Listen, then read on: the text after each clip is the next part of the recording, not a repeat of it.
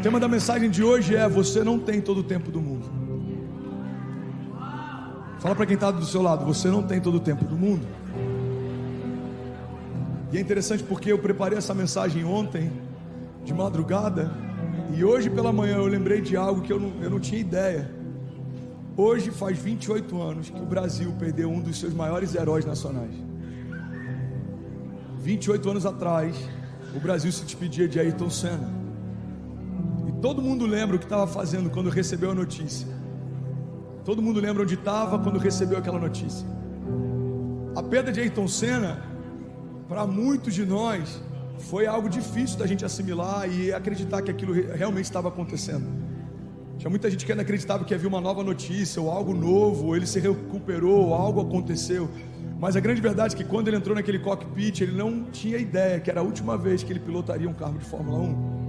Eu lembro que eu preguei algo no dia em que a Marília Mendonça, ela faleceu, e o tema da mensagem era: a vida é um sopro. E a reflexão que eu trouxe para a igreja que eu pastoreio é que, se ela soubesse que o show da noite anterior era o último show, como ela teria cantado, e como as pessoas que amavam a música dela teriam cantado junto com ela. Ela fez um stories antes de entrar no avião, comendo uma comida horrível, e ela brincando: gente, eu queria estar comendo comida mineira, olha o que eu estou comendo. Se ela soubesse que aquela era a última refeição, qual seria a refeição que ela teria feito? Se pessoas da produção que se despediram entre um show e outro soubessem que era o último abraço, como talvez eles teriam abraçado. A grande verdade, irmão, é que a gente não consegue viver nesse nível de intensidade sempre, porque seria perigoso a gente ficar até melancólico. Mas a gente precisa, em alguns momentos, parar para pensar qual é o nível de consciência que a gente tem da finitude da nossa história e como a gente está encarando palavras de vida eterna que Deus tem para nós. Se a gente entende que elas estão sendo geradas nesse tempo curto, mas elas vão ecoar para sempre. Se eu tenho mais 20 anos, eu tenho 20 anos para construir algo com Deus que vai falar na eternidade para sempre. Olha que loucura, irmão. Conseguimos entender a lógica de uma previdência privada no Brasil, alguns de nós de uma previdência social. Se eu trabalhar a vida inteira, 50 anos, quando eu estiver no final do meu tônus, da minha juventude, eu vou poder usufruir de alguma coisa que o governo vai me dar. E tem muita gente que acha que isso faz sentido. Então eu vou trabalhar muito, eu vou pagar muitos impostos, e no final eu vou ganhar um pouco, e está tudo bem. Essa é a dinâmica da vida. Agora olha que loucura, tem gente que consegue sentir paz numa previdência social, mas ainda não entendeu que o que estamos construindo com Deus é o que vai nos sustentar na eternidade. E essa é a grande diferença entre salvação e galadão. Salvação é um acesso a uma vida eterna com o Pai. Galadão é a recompensa que o Pai vai te dar. Você pode ser salvo sem galardão nenhum. Você pode ser salvo apenas como alguém que creu em algum momento, confessou Jesus como teu Salvador e that's it. Viveu como se Ele não existisse nos seus dias. Por quê? Porque não acessou o sobrenatural, não buscou milagres, não andou em fé, não andou sobre as águas. Pastor, é possível crer em Jesus e não viver o sobrenatural? Irmão, é o que mais acontece. Porque se isso não fosse tão comum, a gente não veria tantas mensagens sobre o poder de cura nos púlpitos e tanta ausência de cura na igreja. Quantas pessoas pregam sobre cura? Quantas comunidades têm vivido cura? Quantas pessoas pregam sobre prosperidade? Quantas comunidades têm vivido prosperidade? É possível, irmão, aceitar a Jesus e não caminhar e construir algo com Ele. É possível ser salvo em Jesus, mas não governar com Ele. É possível. E o que eu quero compartilhar com você nessa manhã é algo que é o senso de urgência que me move, é o senso de urgência que faz com que eu faça o que eu faço, do jeito que eu faço, na intensidade que eu faço, porque eu não sei até quando eu vou poder fazer. Eu sei que para alguns esse assunto incomoda.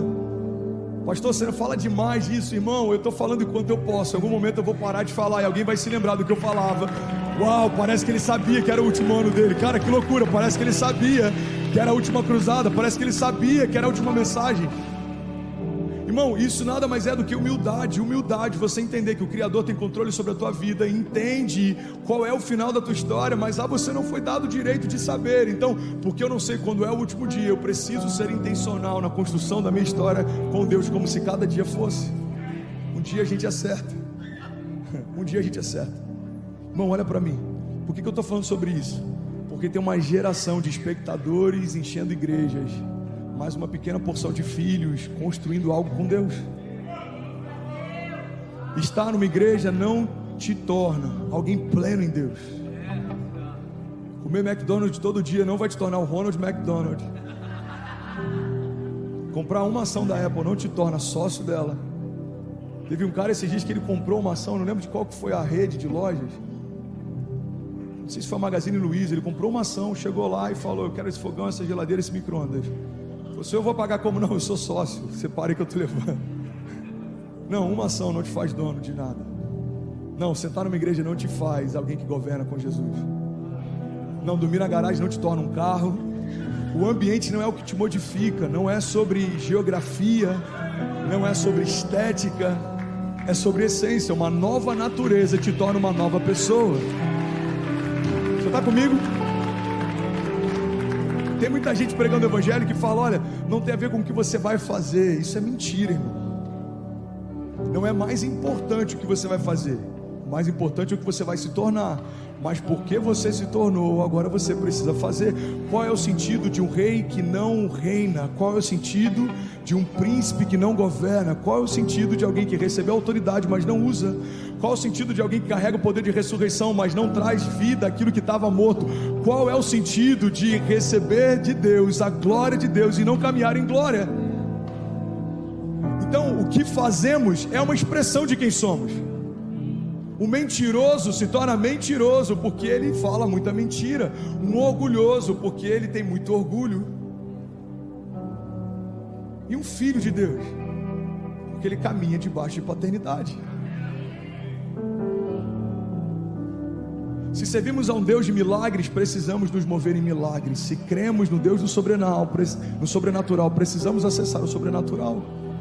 Se cremos que Deus tem uma aliança com a gente precisa usufruir dos frutos dessa aliança. Você está comigo? Porque você não tem todo o tempo do mundo. Há 3 anos atrás eu fiz um projeto chamado YOLO, You Only Live Once, que fala sobre você só vive uma vez. E algumas pessoas me questionaram dizendo: pastor, eu discordo plenamente do que você está falando, porque a gente não vive uma vez, e a vida eterna? E aquilo ali para mim deixou claro que a gente ainda não entendeu o que significa vida eterna. Vida eterna não é uma segunda chance. Vida eterna é a continuação do que você já começou a viver. Quando vai começar a minha vida eterna? Quando eu morrer? Não, tua vida eterna já começou.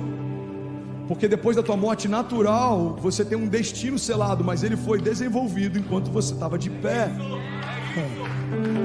Ninguém escolhe o inferno como destino, mas pessoas que vão para lá escolheram os caminhos que levam para lá. Então eu sou casado, mas eu escolhi adulterar. Então eu escolhi fazer coisas que desagradam a Deus. Foi uma escolha. Você quer ir para o inferno? O cara vai falar: não, não quero. Mas você não escolheu como destino, mas você optou pelo caminho. Jesus diz: olha, eu sou o caminho, a verdade e a vida, e ninguém vai ao Pai se não for através de mim. Olha que interessante, no tabernáculo você tinha 3 véus antes de você chegar no Santo dos Santos, onde se manifestava a presença de Deus. O primeiro se chamava caminho, o segundo se chamava verdade, e o terceiro se chamava vida. Então o que Jesus está dizendo é o seguinte: olha, o primeiro véu que dava acesso ao primeiro ambiente, o segundo véu, quem está com o braço cruzado, deixa eu só fazer um convite, descruza o braço, isso, relaxa, está tudo bem, estou aqui para abençoar você, relaxa, está tudo bem, sem tensão no auditório, eu estou pregando algo que vai mudar a tua história, amém? Recebe no teu espírito. Linguagem corporal tem a ver com adoração também. Você vai no Muro das Lamentações, eles estão assim, eu fui lá, eu estive lá, é incrível. Por que eles fazem isso? Para que cada célula do meu corpo se movimente em adoração a Deus, para que cada parte do meu corpo entenda que eu estou num ato de prostração e adoração a Deus. Então, irmão, olha para mim. O que eu estava falando? Antes do parênteses do braço cruzado? Boa, obrigado. Então ele está dizendo: olha, eu sou o caminho, a verdade e a vida. É por isso que o véu se rasgou de cima a baixo. Não há mais nada que te impeça de acessar a vida de Deus. Não há mais nada que te impeça de se tornar um com o Pai. Não há mais nada que te impeça de acessar a santidade e a glória de Deus. Então Jesus está dizendo: eu sou o caminho que leva até lá. Eu sou o caminho que leva até lá. Então quando você escolhe o caminho, você selou o destino. Você escolheu Jesus, o céu é o teu destino. Existem caminhos que parecem bons para nós, a palavra diz, mas são caminhos de morte. Nem toda porta aberta é uma porta dos céus. Nem todo conselho que parece bom é um conselho de Deus. Nem toda boa ideia é uma ideia de Deus. Nem todo bom projeto é um projeto de Deus. Sabe por quê, irmão? O maior fracasso que você pode ter é ter sucesso em algo que Deus não aprova. Então você pode ser um sucesso no teu negócio e ainda assim se sentir vazio. Por quê? Porque o teu propósito está te lembrando, não foi para isso que eu te formei. Você pode ser maduro nos negócios e ser um menino na fé. Olha que loucura, irmão. Tem homens que são homens de Deus, maduros na fé, e talvez são meninos nos negócios. A pergunta é, daqui a 30 anos, quando os negócios não fizerem mais sentido, o que vai continuar ecoando? E quando o dinheiro não puder comprar mais nada, o que vai chancelar você? A patente que a gente carrega em terra é temporária. As crises que a gente enfrenta em terra são passageiras. A palavra de Deus diz que tudo que a gente enfrenta, esses sofrimentos, eles são leves e momentâneos. Isso escrito por homens que enfrentaram fornalha, espada, gigantes, tempestades, mar fechado com exércitos atrás, querendo aniquilar eles. Fome em meio ao deserto e o pão descendo do céu todo dia para alimentar eles. Coluna de fogo à noite, porque o tempo era congelante. Nuvem de glória de dia, porque o calor era escaldante. Esses homens estão dizendo que esses desafios leves e momentâneos estão acrescentando para nós uma glória eterna que pesa mais do que todos eles. Irmão, olha para mim, você sabe por que às vezes gera apatia em parte da igreja ouvir uma mensagem sobre eternidade? Porque a gente se esqueceu de falar do céu. Tem pessoas que podem ficar 2 anos numa igreja sem ouvir sobre eternidade, porque tem tanta estratégia e coach e coisas misturadas com a palavra, que tem muita gente que ainda não entendeu que a palavra fala a respeito de eternidade, porque a palavra pariu a eternidade. João diz que no princípio ele era o verbo, e o verbo estava com Deus, e o verbo era Deus, e todas as coisas foram feitas por meio dele. Sem ele nada do que foi feito se fez. A palavra que sustenta a criação é a mesma palavra que gerou a criação. Olha a promessa que Deus faz. Ele diz, todas as coisas podem passar, mas as minhas palavras não passarão, diz o Senhor. Você está comigo? Uau, 21 nações conectadas. Uruguai e Malásia acabaram de conectar. Nós somos 5.200 famílias conectadas. Cabo Verde conectado. Jesus. Então você percebe, irmão? Está fazendo sentido para alguém? Eu quero incendiar você, mas eu sinto de fluir de uma forma quase que didática antes da gente entrar nesse ponto. Uma conversa com os pastores ontem me trouxe para esse lugar. Eu falei, eu preciso falar sobre isso. E a pergunta que eu fiz para eles é a pergunta que eu quero fazer para você. Você acredita de verdade que você tem todo o tempo do mundo? Porque se você não acredita que tem todo o tempo do mundo, me explica o porquê da velocidade, da intensidade que você está se dedicando com o teu chamado. Alguém que tem 40 anos, 50 anos, 30 anos, 20 anos, e ainda não começou a se mover com pressa, eu coloco entre aspas, para construir com Deus aquilo que Deus disse que quer construir com você, é alguém que acredita, no final das contas, que tem todo o tempo do mundo. Porque se você entendesse que talvez você só tenha mais 5, ou 10, ou 50, ou 60, ainda é pouco para viver tudo que Deus quer fazer com você. É pouco. Se Deus falasse, você ainda tem 50, uau, 50, eu preciso correr. Porque tem nações que eu quero tocar, tem lugares que eu quero ir, tem experiências com Deus que eu quero viver, tem cruzadas na África que eu quero experimentar, tem coisas em Deus que eu quero, tem orfanatos que eu quero poder construir, tem hospitais em lugares que não tem, que eu quero poder de alguma forma contribuir. Eu quero construir uma história que ecoe na eternidade, porque quando tudo isso passar, são essas coisas que vão falar por mim, sabe? Os céus, eles se movem através de hierarquia e patente também.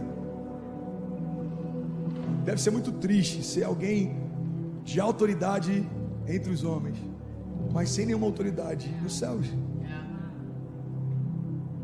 Deve ser muito triste, irmão, ser servido em tudo, ser mimado por Deus em tudo. Deus te dá a graça para gerar recursos e você ter conforto. Deus te dá graças para ter unção criativa e você criar mercados que não existem, você liderar em mercados que não existem. Mas nos céus, a sua patente ser só de alguém que foi salvo e nunca viveu o chamado eterno que tinha. É por isso que a gente vê pessoas simples, algumas nem sabem falar direito, mas são extremamente usadas por Deus. Por quê? Porque entre os homens são simples, mas nos céus carregam autoridade, eles abrem a boca e coisas acontecem. Pessoas que tiveram um encontro com Deus, pessoas que carregam algo de Deus, pessoas que entenderam que aquilo que está sendo acumulado nos céus vai falar para sempre, aquilo que está sendo acumulado na terra vai durar por um tempo.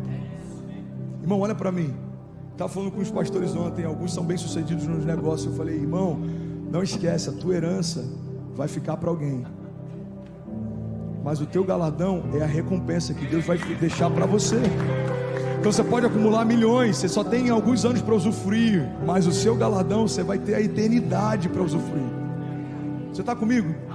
Faz sentido? Então eu estou aqui para chacoalhar você e te lembrar que você não tem todo o tempo do mundo. Não, irmão, você não tem todo o tempo do mundo para começar a se mover. Você não tem todo o tempo do mundo para começar a caminhar com Deus. Você não tem todo o tempo do mundo para se envolver com suas promessas. Você não tem todo o tempo do mundo para se preparar para aquilo que Deus prometeu. Você não tem todo o tempo do mundo. Deus disse que você ia ser usado na palavra. Você ainda não mergulha na palavra. Você é imprudente. Deus disse que vai te usar através de cura. Você ainda não é ativado no profético. Você é imprudente. Deus disse que você vai fazer parte de um avivamento. Você não está em meio às conferências proféticas, você não está no carisma, você não medita na palavra.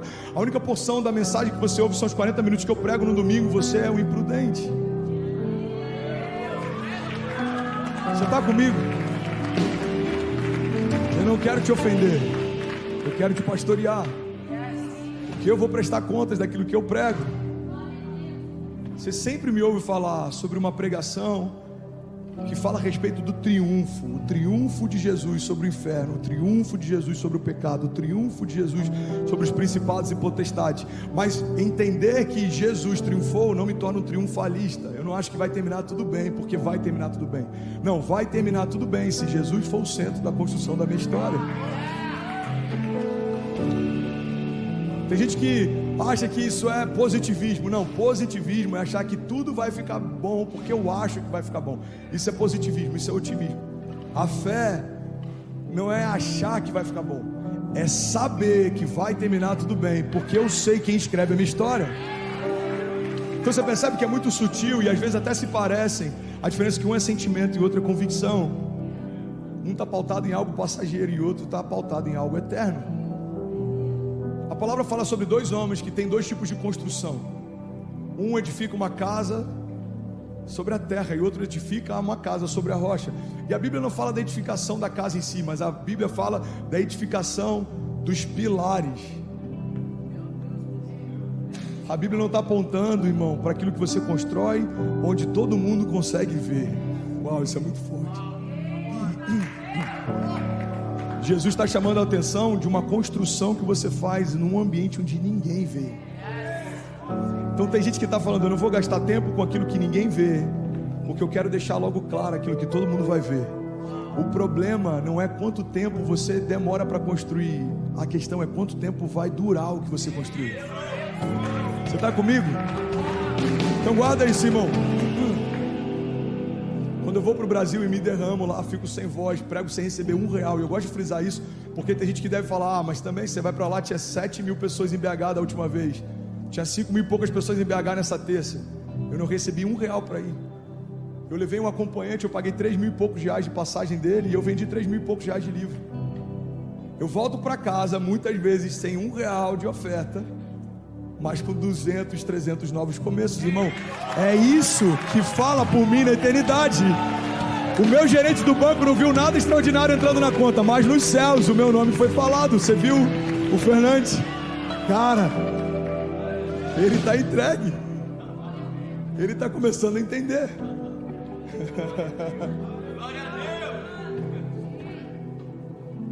Deve ser muito triste chegar naquele dia e Deus falar para a gente, eu não te conheço. Como alguém que criou você e como diz a palavra, sabe cada folha que cai da árvore, um fio de cabelo que você tem, chega ao ponto de dizer que não conhece você. Esse conhecimento não é de saber que você existe, esse conhecimento é de se relacionar com você. É como se ele falasse: eu sei que você existe, mas a gente nunca se relacionou. E o que é pior, a Bíblia diz que alguns vão dizer: eu preguei no seu nome, eu curei no seu nome. Então você percebe que a manifestação do poder de Deus não significa necessariamente um relacionamento com Deus. Tem gente que está sendo usado, mas ainda não é parte. Como isso acontece, pastor? Porque a unção é irrevogável. É por isso que um homem adúltero pode continuar fluindo em milagres. Irmão, unção é irrevogável. Você recebeu, não vai ser tomado. Então você pode se perder na tua santidade e ainda assim estar sendo usado por Deus. O problema é que muitas vezes a gente associa alguém usado por Deus como alguém aprovado por Deus. A aprovação não tem a ver com o uso de Deus. Faz sentido? A gente olha alguém: uau, esse cara é muito usado, ele foi aprovado por Deus. Não, é alguém que recebeu algo de Deus e Deus não vai tomar. A unção fala sobre milagres de cura. A unção vai fazer você pregar melhor. A unção vai fazer você orar melhor. A unção vai fazer você fluir com mais autoridade. Mas tudo isso ainda fala sobre algo passageiro. A cura do corpo, ela tem limite. A sua pregação tem limite. Então entre a unção e a glória, fica com a glória. A unção passa. Alguns vão dizer: uau, o ministério do pastor André é uma benção, a pregação dele era ungida, a minha pregação tem prazo de validade, vai ter um tempo em que eu não vou estar mais aqui, a minha voz não vai mais ecoar, mas aquilo que eu estou construindo com Deus na eternidade vai continuar pulsando. Você está comigo? Você está comigo de verdade? Você recebe isso? Fala para quem está do seu lado: irmão, você não tem todo o tempo do mundo.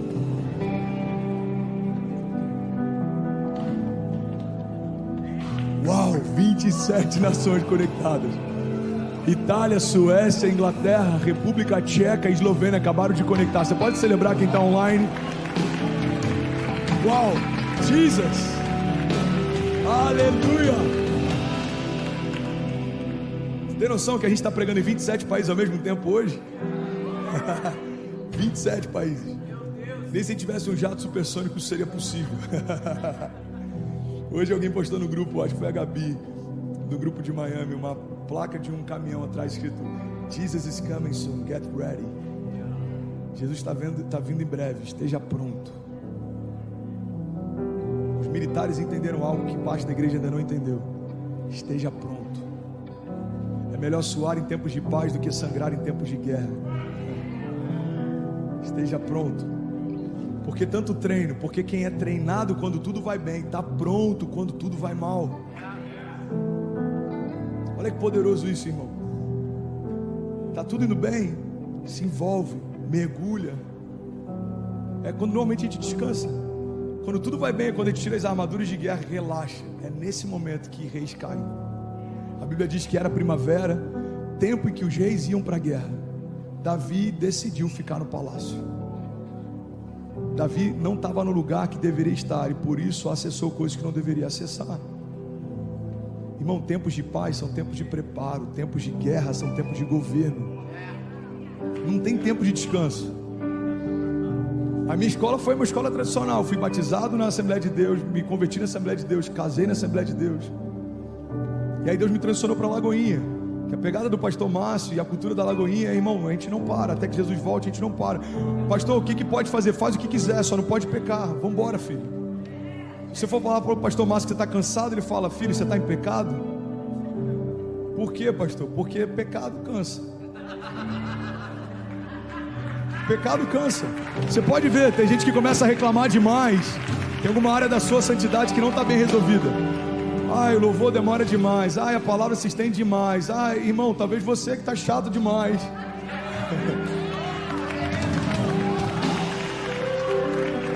Eu sei que eu posso perder 20% de quem está aqui ouvindo, mas os outros 80% vão para o novo nível. Amém? A gente tem que ir para o novo nível, irmão. Chega. Mimimi Church, como diz o Leandro Barreto.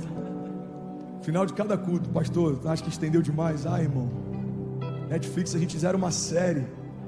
Super Bowl, a galera viaja e fica horas esperando no parque antes de entrar no estádio.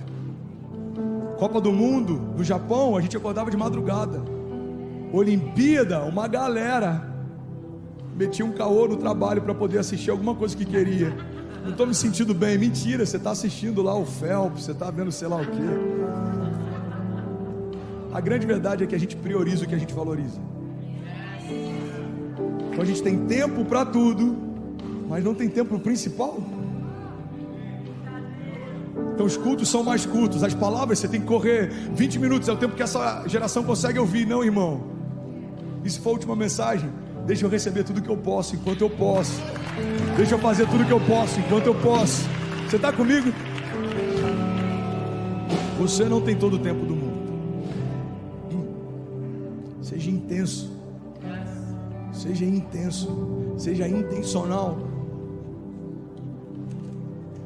Você vai adorar, seja intencional na sua adoração. Você vai ouvir a palavra, seja intencional. A gente vai assistir um filme, o que a gente faz? Coloca o ar-condicionado no mínimo, pega o melhor edredom. Quem gosta de pipoca, faz uma pipoca. Você prepara um ambiente para entretenimento. Tem gente que não prepara um ambiente para adoração. Vem conversando sobre qualquer coisa no carro, vem falando sobre qualquer coisa. Chega aqui e fala, louvor, vai lá, cria um ambiente. Não, irmão, você traz um ambiente, vai se conectar com outro ambiente que já foi criado aqui. Isso é o transbordo. Uma igreja passiva vem esperando que o pastor faça o que você não fez, que o louvor faça o que você não fez. Uma igreja proativa, ela já vem queimando e ela entra no ambiente que já está queimando, e é aí que o avivamento acontece.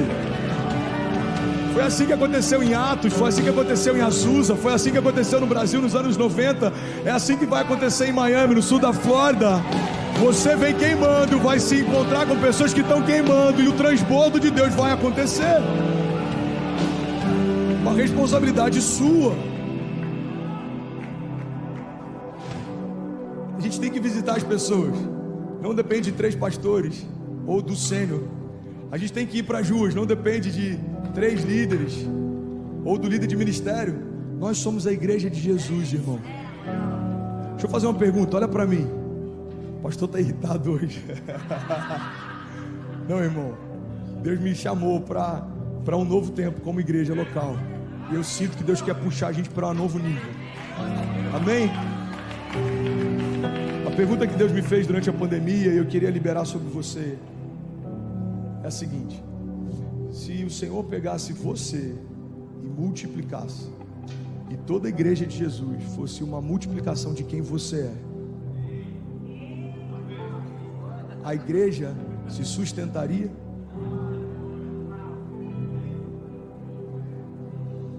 Olha que forte isso, cara. Porque eu sempre tenho uma opinião sobre o outro, mas e se os outros não existissem e Deus fizesse uma multiplicação de mim? E se o meu nível de generosidade, a partir de agora, fosse a generosidade de toda a igreja? As igrejas fechariam, aumentariam, se sustentariam, os pastores teriam que ser dispensados, o louvor teria que ser dispensado, a luz continuaria sendo paga, os missionários seriam enviados. E a adoração? Se toda a igreja fosse uma expressão de como você adora, os cultos seriam mais avivados ou mais frios? Os cultos seriam apaixonantes ou entediantes? E se a minha postura corporal na adoração fosse multiplicada em toda a igreja global agora, porque existem milhões de pessoas adorando agora, tivesse de braços cruzados, seria assustador entrar numa igreja ou seria inspirador? Você já parou para pensar nisso, irmão? E se o meu nível de entrega fosse multiplicado, a igreja seria mais apaixonada ou a igreja seria mais omissa? Porque a gente vê pessoas que dão a vida por uma espécie de extinção no Greenpeace, e a gente não está vendo pessoas que entregam os melhores dias da sua vida para a construção do reino de Deus. Quando eu terminar a faculdade eu mergulho, quando eu me casar eu faço, quando eu comprar casa própria eu me dedico, quando não, irmão, você não tem todo o tempo do mundo. Você não tem todo o tempo do mundo. Faça enquanto é tempo. Busque enquanto é tempo. A palavra de Deus tem uma passagem tão poderosa, está em Apocalipse, muitas vezes a gente usa ela no contexto para novos convertidos, alguém que não é cristão. Alguém está recebendo algo de Deus aqui? Você consegue perceber um zelo de Deus com a gente nessa manhã? A Bíblia diz o seguinte: olha, eis que estou à porta e bato. Se você abrir, eu vou entrar, vou cear com você. Irmão, essa passagem não está falando, Osvaldo, de uma família que não tem Jesus. Essa passagem Deus está falando com uma igreja. É uma das cartas endereçadas a uma igreja, amado. Jesus está falando: ei, igreja, vocês fecharam a porta e esqueceram de me deixar entrar. Irmão, é possível ser igreja e deixar Jesus de fora. É possível praticar boas obras e Jesus não ser o centro. Se corre esse risco alguém que está fazendo coisas boas, imagina quem não está fazendo nada. Irmão, olha para mim, em nome de Jesus. Não deixe o conforto da América roubar a tua fome por construir algo com Deus. Eu não estou dizendo para você abrir mão do teu trabalho, eu estou dizendo para o teu trabalho glorificar a Deus de alguma forma. Você é médico, atenda pessoas um dia na semana, sem cobrar. Eu tenho propriedade para falar isso. Só em São Paulo eu vou pregar para 17 mil pessoas. Eu estou pagando a conta. Eu estou pagando para pregar. No Rio, 18 mil pessoas no Estádio Olímpico, Geonesse Arena. Nenhum real para ninguém entrar. Como vai ser? Eu não sei. Mas eu sei que vai acontecer. A conta é de Deus. A medida de favor é a medida do favor de Deus. Você é empresário, transborda sobre alguém. Olha ao teu redor, tem alguém passando uma necessidade. Tem alguém que precisa de uma liberação de favor. Deus já deu tanto favor para você, cara. Seja um canal de favor para alguém. Você fala inglês fluente, ensina alguém que não fala. Você já se adaptou na América, ajuda alguém que está em adaptação. Você tem familiares que querem vir, não faça com eles o que fizeram com você, faça diferente. Me pisaram quando eu vi, então eu vou pisar também. Não, irmão, isso é uma mentalidade de escassez. Príncipes geram sombra, príncipes liberam destino, príncipes cuidam, príncipes são provedores. Você está comigo? Estou quase finalizando. Áustria conectada, uau, que loucura isso, irmão. República Tcheca, Jordânia, Eslovênia, Áustria conectada, 28 nações conectadas. Você está comigo? A vida passa rápido demais para a gente viver adiando promessas. Irmão, olha para mim. Quanto tempo eu tenho? Me fala aí. Não. Eu tenho que terminar agora. Ó, eu vou terminar em 5 minutos. Se você quiser sair, fica à vontade. A gente vai entrar com um louvor. Eu vou ministrar sobre você. A gente encerra o culto, ok? Se você precisar ir, fica à vontade. Mas se você quiser ficar mais 5 minutos, Deus pode fazer algo novo em você. Amém? Você está comigo? Você pode celebrar Jesus por aquilo que Ele está fazendo essa manhã. Você pode dar um grito de liberdade no seu lugar. Aleluia! Aleluia! Get ready! Tem uma frase do Oscar Wilde que ele diz o seguinte: viver é a coisa mais rara do mundo. A maior parte das pessoas só está existindo. Irmão, olha para mim. Viver é a coisa mais rara do mundo. A maior parte das pessoas só está existindo. Pastor, mas eu estou prosperando. Isso é existir, irmão. É existência. Viver é diferente. Viver é você estar no lugar que Deus chamou para estar, fazer o que Deus chamou para fazer, viver o que Deus chamou para viver, se tornar quem Deus chamou para se tornar. Isso é plenitude. É a pessoa certa no lugar certo, fazendo a coisa certa. E de verdade, vou voltar a falar sobre isso. Você não precisa abrir mão do que você constrói ou faz. Você só precisa colocar no lugar certo a coisa certa. Paulo construía tendas enquanto expandia o reino e o evangelho. Não tem a ver com abrir mão do que você está fazendo, não, irmão. Tem a ver com fazer algo eterno além do que você está fazendo. Porque o que você está fazendo passa, a tua construção passa, o teu dinheiro passa, o teu conforto passa, a sua casa própria passa. Mas Deus tem algo para você que não vai passar. Deus tem promessas de vida eterna para você que não vai passar. Deus tem um chamado eterno para você que não vai passar. Deus tem uma herança nos céus para você que não vai passar. Deus tem palavras sobre você que não vão passar. Alguém levanta a mão em nome de Jesus. Deixa eu liberar algo sobre você. Eu declaro em nome de Jesus uma fome por Deus sendo gerada em você, uma fome pelo sobrenatural de Deus sendo gerado em você. Eu declaro em nome de Jesus, irmão, a palavra de vida trazendo à tua memória aquilo que te dá esperança. Você não vai ser um crente funcional, você não vai estar de pé apenas, não, você vai governar com Jesus, você vai viver milagres, você vai viver promessas, você vai acessar o sobrenatural.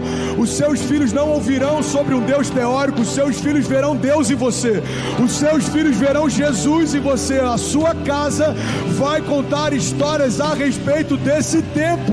Se você crê nisso, irmão, declara em nome de Jesus, diga: Pai, o meu coração está aberto, diga: os meus pensamentos cativos a Jesus, diga: eu sou o que o Senhor diz que eu sou, eu posso o que o Senhor diz que eu posso, e eu vou viver o que o Senhor declarou que eu viveria. Se você crê nisso, você pode ficar de pé no seu lugar, você pode celebrar no seu lugar. Aleluia, aleluia, aleluia, aleluia. Fala para quem está do teu lado: irmão, você não tem todo o tempo do mundo. Sacode quem está do teu lado, fala: você não tem todo o tempo do mundo.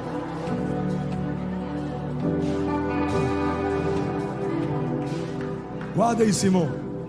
A vida eterna é a continuação do que você já começou a viver. Olha para mim. Quando eu morrer, pastor, eu vou acessar a vida eterna? Não, a vida eterna já começou no teu parto. A vida eterna começou no ventre da tua mãe, porque ali foi dado o start, não tem mais linha de chegada. A questão é para qual lugar a gente vai ficar para sempre correndo: para o colo do Pai, ou para um lugar onde o Pai não está. A vida eterna começa no teu nascimento, mas a salvação vai começar para alguns hoje.